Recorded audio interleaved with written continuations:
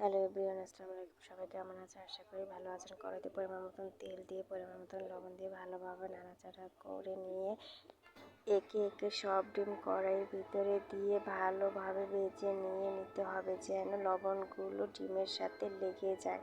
ভাজা হয়ে গেলে ডিমগুলো একটি পাত্রে নিয়ে নিতে হবে এবং পরিমাণ মতন আদা, পরিমাণ মতন পেঁয়াজ, রসুন বাটা নাড়াচাড়া করে নিতে হবে। পরিমাণ মতন লবণ, পরিমাণ মতন হলুদের গুঁড়ো, পরিমাণ মতন মরিচের গুঁড়ো দিয়ে ভালোভাবে নাড়াচাড়া করে নিতে হবে। সব মিক্সড হয়ে গেলে পরিমাণ মতন ঝোল দিয়ে ভালোভাবে নাড়াচাড়া করে নিতে হবে। মশলাগুলো যেন ঝোলের সাথে মিক্সড।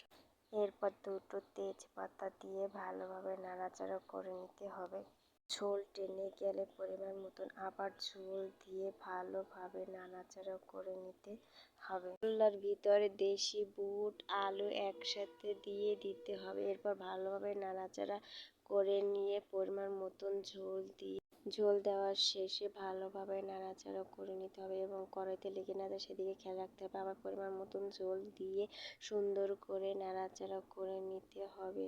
নাড়াচাড়ার শেষে একে একে সব ডিম দিয়ে দিতে হবে। ডিম দেওয়ার শেষে বেশ কিছুক্ষণ ঢাকনা দিয়ে ঢেকে রাখতে হবে। ঢাকনা উঠিয়ে সুন্দর করে ভালোভাবে নাড়াচাড়া করে নিতে হবে। নাড়াচাড়া করার শেষে পরিমাণ মতন জিরা গুঁড়া দিয়ে দিতে হবে। এরপর গরম গরম পরিবেশন করুন দিয়ে